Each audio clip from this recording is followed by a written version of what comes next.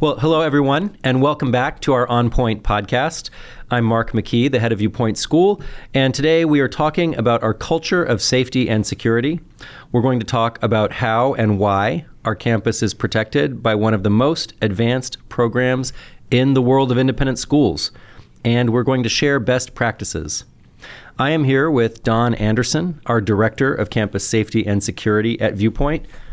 Don is in his 8th year leading our program, and he brings with him decades of experience in law enforcement and executive security leadership. Don, thank you for being here today. Thanks for having me. So at Viewpoint, we often say that an exceptional education starts with peace of mind. Why is safety and security such a foundational part of how we think about the student experience and the well-being of our community?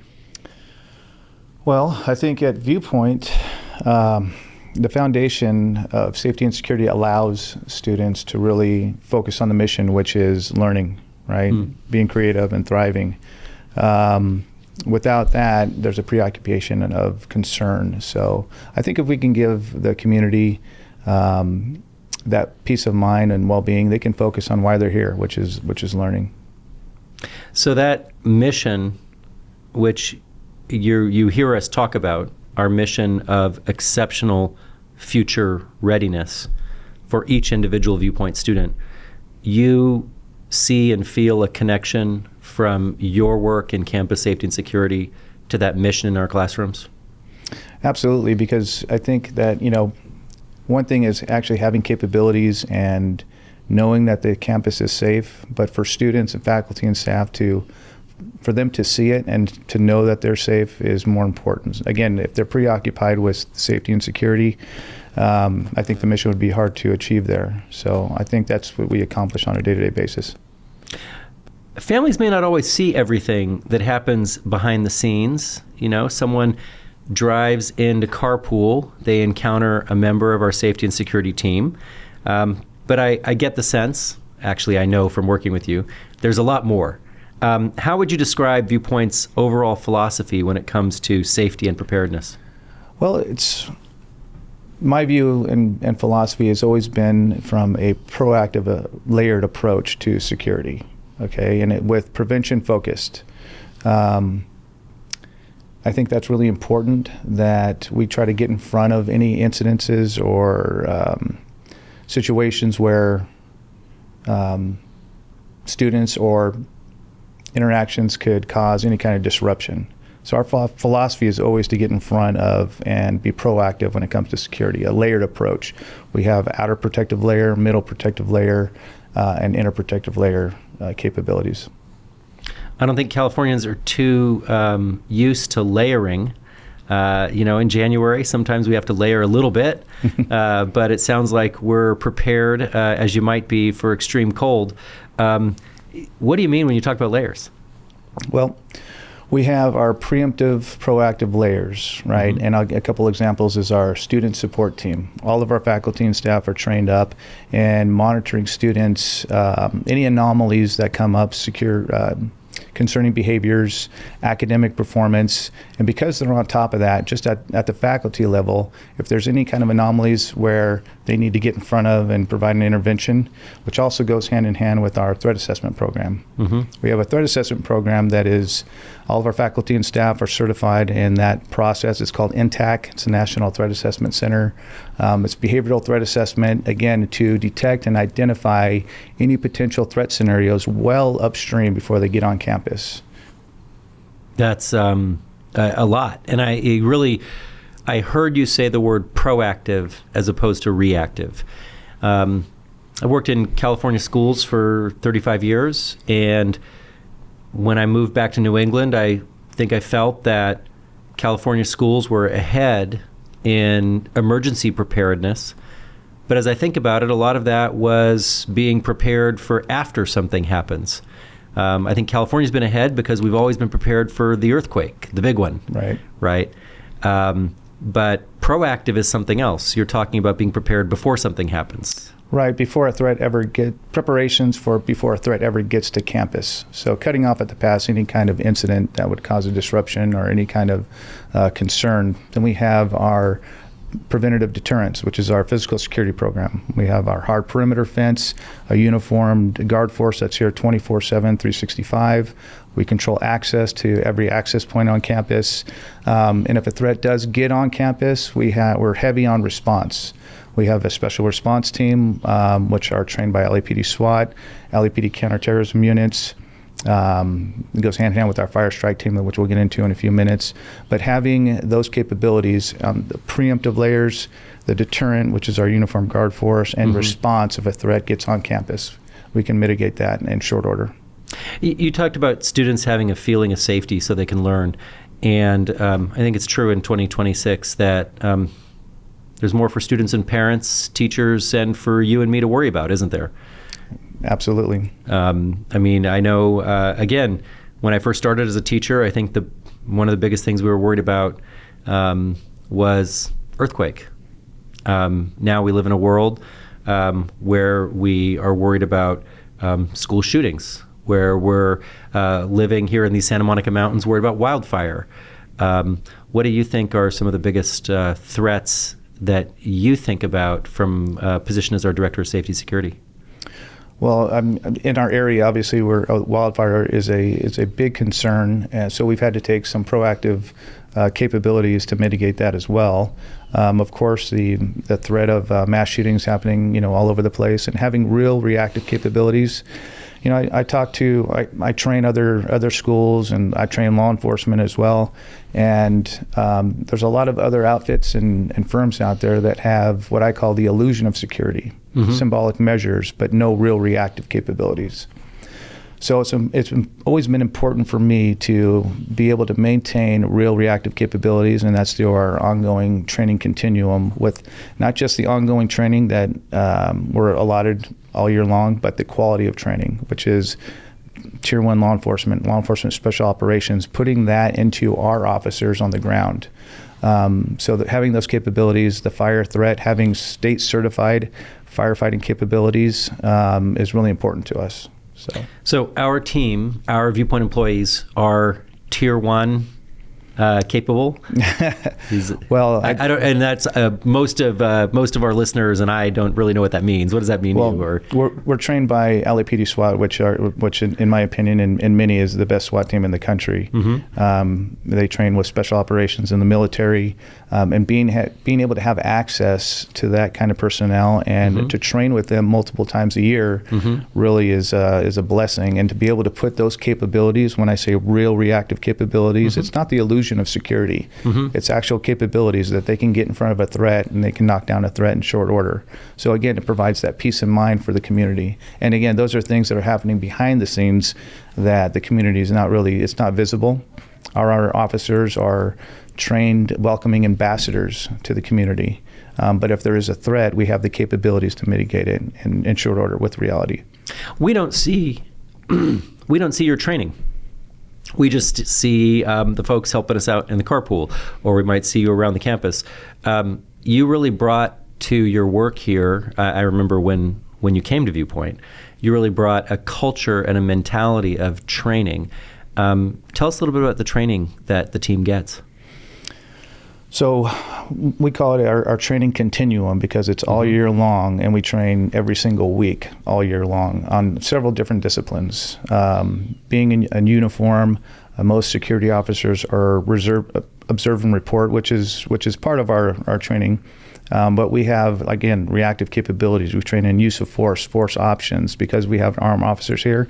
They train at a law enforcement level, and they can basically teach use of force to law enforcement now because they train so much with it. If there is an active shooter threat, we train in immediate action, rapid deployment. And that's what I taught at LAPD. Our officers are getting the same immediate action, rapid deployment. They can respond anywhere on campus in about 90 seconds to knock down a threat. So to prevent a situation like that from becoming a mass casualty incident. They get our fire strike team for the fire threat. Again, state certified. We have 16 fire hydrants situated around the campus on all four winds. We have 4,000 feet of hose. We have pool pumps that we can tap into in case there's a problem with the water. And again, we train all the time, nonstop. And describe our team. I know that many are familiar to us, but how many roughly do we have on our team? And we have 22 officers. That includes the management staff as well. And again, during the day, we have all the posts filled, which are about 7 posts. We have rovers that are roving campus constantly. We have EMTs on staff as part of our team. We're getting more EMTs trained up. Our special response team is 5 officers, including myself. Our fire strike team is 14 officers. We're able to respond and mitigate. We can get 8 hoses out in about 5 minutes all around campus. And again, we have plenty of equipment to facilitate that. That's an incredible team and incredible capabilities that you've developed here. Well, we have very little turnover. We have multiple officers that have been here for over 20 years. So I think that speaks to the leadership and the support that we get, because none of this happens without leadership and without buy-in from the top, which we really appreciate and we really feel blessed about. Oh, well, I'm very grateful for your leadership too. And I agree with you that most important for our students and for our teachers to do their best work, the work of teaching and learning, is to have safety as well as challenge. And we talk about this all the time, that students, certainly they need physical safety. They do need to know that if there's a risk of an earthquake or any other disaster or hazard, that they will be in a place that is safe. But they also need psychological safety. And I think it's something that I learned when you were leading the development of the SRT, the Special Response Teams, that the presence of the Special Response Team would feel like another protective layer, and that would help us feel safe, just as you would feel safer if you had on more layers against the cold. Absolutely. And again, our officers have a very professional, welcoming demeanor, and they're really ambassadors for the community. They're really part of the community, and that's the way they feel as well. So we sometimes talk about safety as a culture, not a protocol. What does it mean to you to have a culture of safety in a TK to 12 campus? The culture of safety for a TK through 12 campus really means that everyone knows their roles here. Everyone's trained up. We've trained students, we train our faculty and staff. Again, our entire faculty and staff are certified, active shooter response certified through the ALICE program. They're all trained up in behavioral threat assessment. We have threat assessment teams that are certified in level 2 training in every division, primary school, lower school, middle and upper school. And we train and communicate on a regular basis.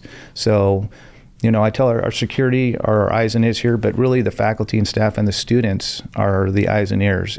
We're one big team here, and that makes the culture. I know we just had an earthquake drill yesterday, so that was an answer to the question. But you think that students have a role in keeping our community safe as well? Absolutely. We always foster a culture where they feel like they can report anything they see that's unsafe or even concerning to them.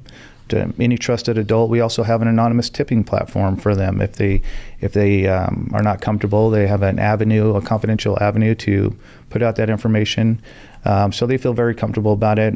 I myself have put on training for them to let them know if they see something, say something, and describe certain events that they don't want to hang on to, that they really should communicate that to a trusted adult, and because they have a role to play. And again, it's a culture.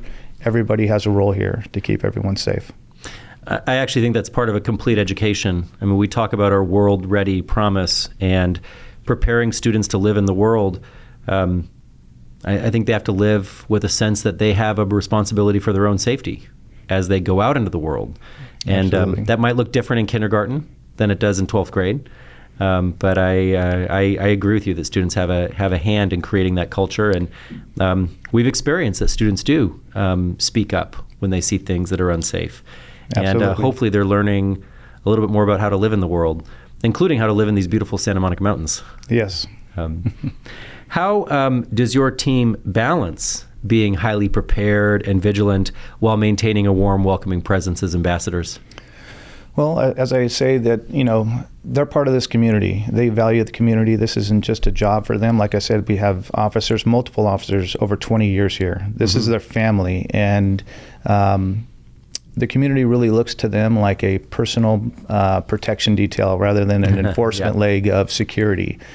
So it comes natural to them because this is honestly a family to them, and this is a coveted place to work. So we do get a lot of applications, but right now we're at full operational capacity.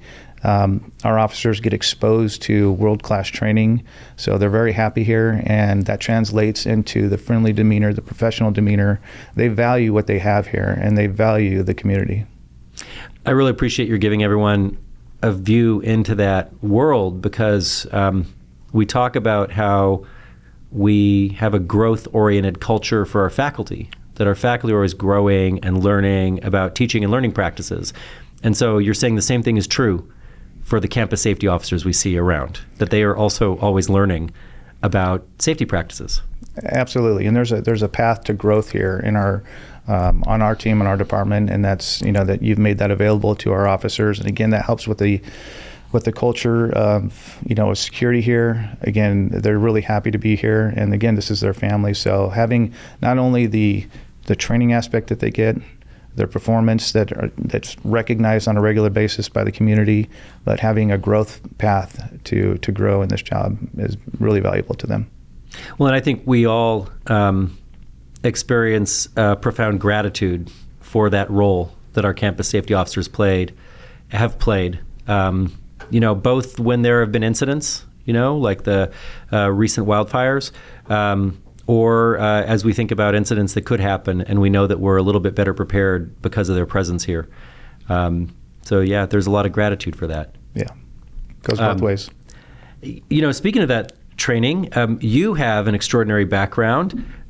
You have worked in LAPD counterterrorism, special operations. You've done executive security at Sony Pictures. Tell us about your experience and how it helps you shape campus safety in a school environment. Sure.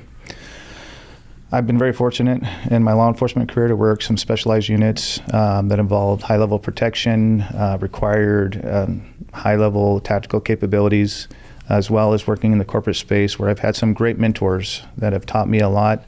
And that really translates in a school setting to world-class training,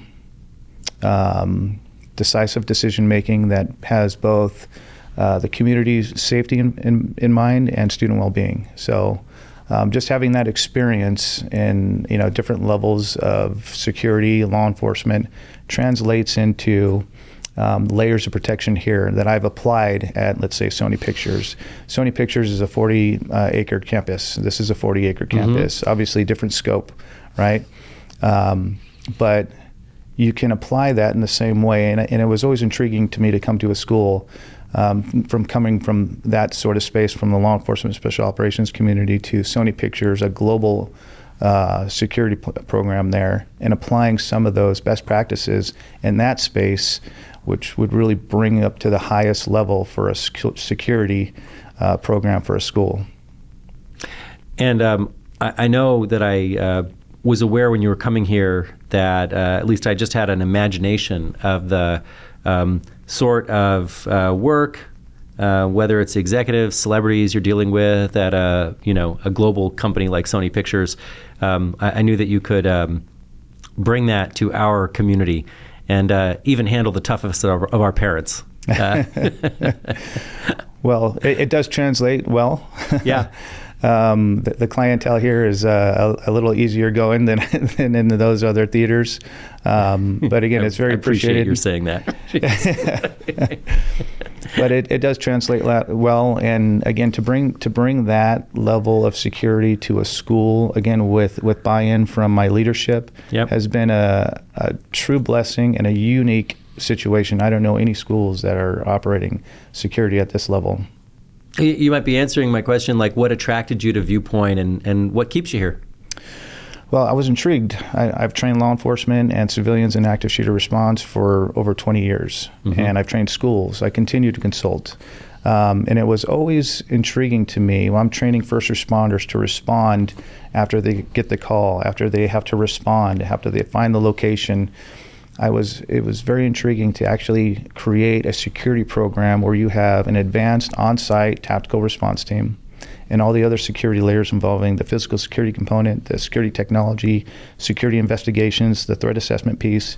To actually put that into a school was extremely intriguing to me. And to be honest, when I talked to the leadership, which was you, Mark, in the very beginning, you really demonstrated to me a genuine commitment to safety by sharing. Examples of that are sharing the vision of our special response team and building that out with me. The fire strike team, right before the fires, we were talking about starting that program before there was any fire situation happening. So, I mean, that really stood out to me. So, and that's...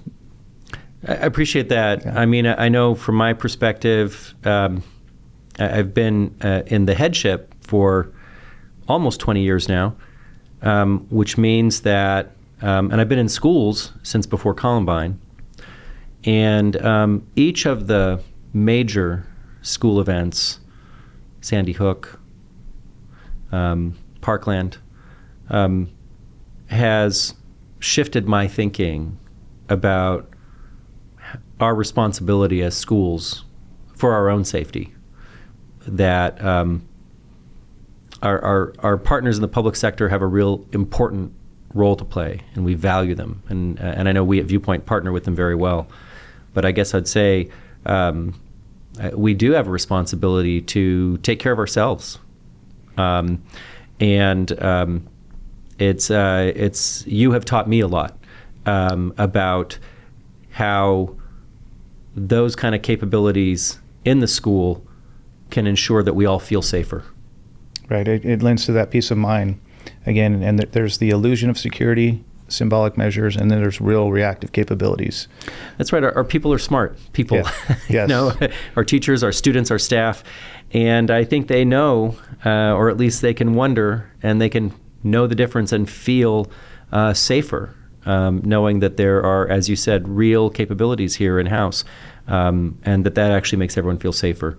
There was a time when, one would not imagine having armed security in an independent elementary school setting, for example.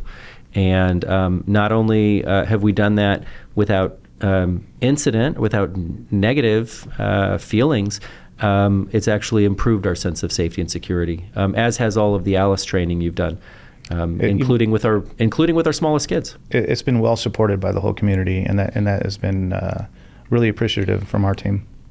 As you mentioned, we've been talking about being our own wildfire response force since before the Palisades fire. We know that this is a reality for Southern California schools. Tell us more about Viewpoint's fire strike team and why it's so important. Well, it gives us immediate firefighting capabilities. We saw in the Palisades fire that the fire departments all over were inundated, and they were dealing with their own, with hot spots all over the place. So we might be on our own for a while. We came to that conclusion. Being in the area that we are, and the ingress and egress situation that we have, we came to the determination, we need to be able to take care of ourselves, and we need to have those capabilities. So we decided to explore the fire strike team. And then we looked into actually getting a state certification, which basically our state certified firefighters that we have here on campus now can go out and get a job with CAL FIRE. I mean, they're qualified to do that now. And you said 14 of our team members. 14 of them are certified, They're state certified. Yep. Yeah. And the training was great. Again, the support we have from you and from all the leadership, buying the equipment to give us real capabilities. All of our equipment is CAL FIRE compatible, and we're ready to go. Like I said, we can launch 8 lines in about 5 minutes, which is unprecedented. The instructor saw that and how fast we were, and he said, "You guys are in good hands." That's really incredible because in any emergency, those initial minutes are critical, aren't they? Yes.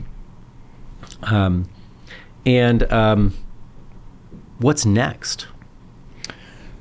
Ongoing training. And we train, our training continuum, our tempo is, again, at the highest level. And again, we don't have off-duty police officers other than myself. So the training component is that much more important for it to be ongoing. An example would be like law enforcement having active shooter training. They may get 8, 16 hours, maybe 24 hours in a year. We have over 800 hours in that training with LAPD SWAT. And, patrol level, they don't really get opportunities to train with the SWAT team. They're at our disposal because I work with them and they're my colleagues. So having that ability, again, creates this unique security ecosystem that we have here. That's incredible. And we should say something about our special response team, which is our name for the armed response program that we have. You mentioned we have 5 officers, including yourself. How do we collaborate with local law enforcement and emergency agencies to make Viewpoint more safe? We have a great relationship with the Los Angeles County Sheriff's Department, which is in our jurisdiction. It's actually Lost Hills Station, and particularly the J team, that's the juvenile team. Mm-hmm. They are always so responsive to us. I mean, I have them on speed dial, so I can consult with them if there's any kind of situation. They'll come here and show up to do a drive-through. They support us on our car pulls every single day. They're present. Mm-hmm. Any special events, our homecoming games, our prom, they're always there with us. They're also aware of our special response team capabilities. And they've agreed to partner with us because we're going to be downrange during a critical incident, and hopefully we'll have that thing shored up well before they ever get on campus.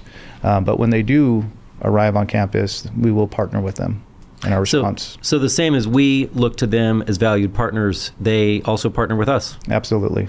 Yeah, they've been just an asset, and the relationship is incredible. It sounds like we have a valued resource in you in our community, training us as well as interfacing with them. Yeah, it's been a great relationship. For parents who hearing about armed officers, first responders, how do you want our parents to think and feel about what we do in our campus safety and security? From an armed officer standpoint, we want them to feel very comfortable because they're trained at a law enforcement level. They're not like a security guard you would see at I'm not going to say Walmart or anything like that. I'm sure they're great security officers there, but they're trained at the highest level. So that should give them peace of mind on our capabilities, but also their demeanor, their professional demeanor. They're warm and welcoming, and again, they're part of the community, and they treat everyone coming to campus as basically family. Why is it important that we provide 24/7, 365 security coverage on our campus? Well, threats don't have bell schedules. So, we believe in 24 hours a day, 7 days a week, 365 coverage because a threat can happen anytime. And we have after hours activities all the time here. So, it's important during school hours to have a full complement of security, especially our SRT, but it is important as well to have those capabilities for after hours because of the events, because of sports, because of practices. We are completely engaged executing our mission after hours as well. Sometimes I'm here on campus late at night for a school event, and sometimes I see your officers, sometimes I don't, but I gather you're saying they're always there. They're always there. And I know because you've shown me that they're very proactive in understanding even the perimeter of an event on the campus. Absolutely. I mean, they believe in the mission here. They love the job. Again, it's an opportunity for them, so they take executing their course and scope of duty very seriously, even after hours. And they're held responsible for a lot of things that are behind the scenes that, nobody really sees, but there's a lot going on, and they have their responsibilities. What do you think is something that most parents wouldn't guess if they were just coming to see the campus to, see their kid in a soccer game or come to an assembly and see the students in the band? Well, there's always security overwatch wherever any person on campus is. We have cameras, 50 cameras situated all around the campus. We have coverage everywhere. And then we have reactive capabilities, response capabilities. Even though they may not see us, we can get anywhere on campus within about 90 seconds. Something else is basically the level of training. Again, they don't see the training. We train at a private range that the head of LAPD counterterrorism provides for us. We train on campus as well because we train on our own environment. So if there was going to be a situation here, we know every angle, every location, how we need to respond, how we need to make entry. They don't see that, and that's after hours. So we're training before. So you do that when the students and I aren't around. Correct. We do that 0 dark 30. That's right. From your perspective, what truly sets apart Viewpoint Safety and Security program from other schools? The integrated security layers that we have in place, I think would rival any school in the country, anywhere, to be honest with you. Again, what sets us apart is the training and the training standards, the qualifications that we have. An example is our firearms training. We train every single month, and we qualify every month. LAPD qualifies every other month. We use the LAPD combat course to qualify on. Those officers can afford misses, during that qualification, as long as they score a certain level. Our officers cannot miss once, and they qualify at a 95% qualification score on that qual course, which is at a SWAT level. Mm-hmm. That's incredible. Yeah. So you have higher standards than even our highest public agencies. That's correct, because this is a school setting. It's a highly populated area. When we're talking about response, we can't afford to miss ever. That's right.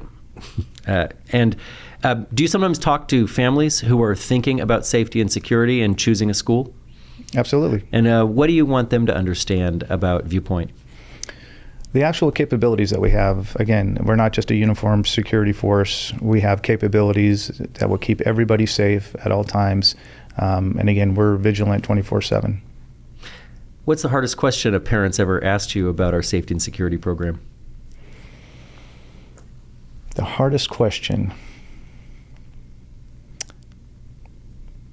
Can we see your training? So, I mean, and we have videos out there of our training. So from I've seen them. We do an annual safety and security symposium every September. We've done it now, I think, 3 years in a row, and we always get a good crowd for that in the fall. So being able to show them those capabilities, it's important, and the response is always the same. They're shocked at the capabilities that we have. That's incredible. What's something that you're proudest of about Viewpoint Safety and Security that's true today that wasn't true 5 years ago? Or 8 years ago when you came? I'm proud of the buy-in that we have and the leadership that we have, because it's really a partnership. And honestly, I wouldn't embark on this mission without that.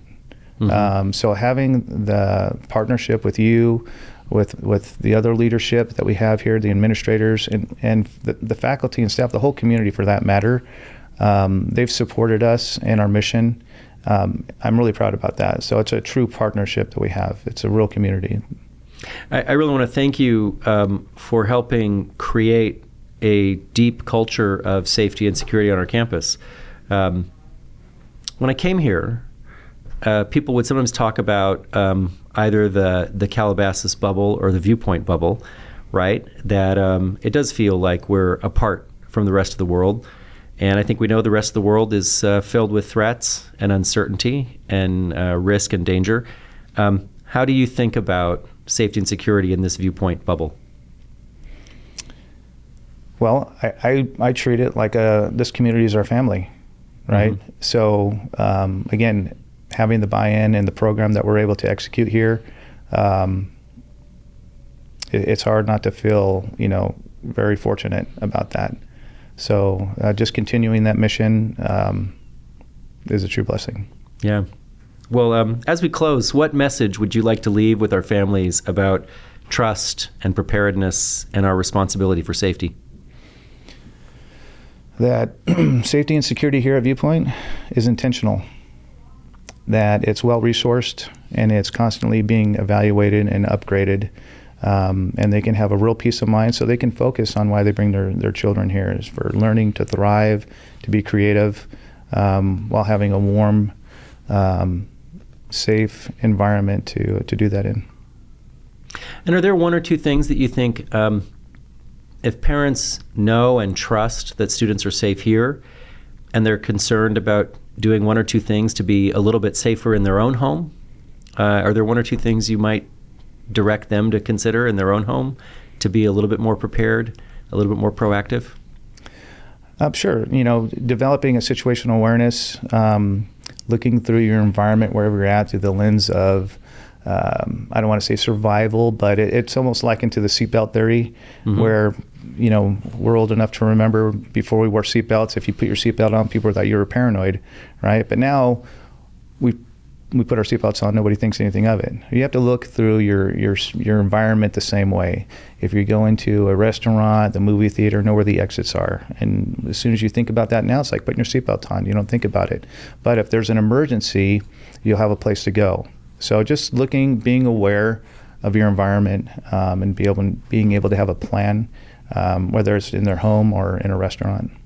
Have you taught situational awareness to our students as they're getting ready to graduate from Viewpoint? I have. Yeah, tell us about what you've done with our 12th graders.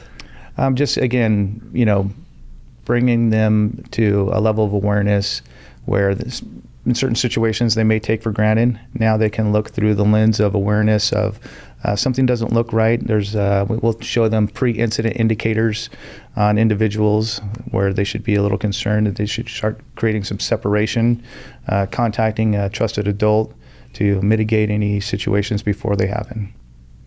It's amazing, Don. I know that often we think about the safety and security as part of the infrastructure, maybe as part of the staff, but really what you're saying is that this infrastructure is actually part of our educational program, and that we're helping teach students, again, from 4 years old all the way through those 12th graders, how to be safe and stay safe. And I want to thank you. Thanks for taking the time to discuss these important topics. And thank you to our listeners and viewers. If parents have questions, how do they find you? I'm in the security office in the 30s building, or they can email me at don.anderson@viewpoint.org. Well, Don, thank you. Thanks for the conversation today. This is On Point, protecting what matters most. Thank you. Thank you, Mark. Appreciate it. Thanks. On Point is produced by Viewpoint School, an independent school in Calabasas, California, serving students in grades TK through 12. You also can find the On Point podcast on Apple Podcasts, Spotify, the Viewpoint School channel on YouTube, and at viewpoint.org/onpoint.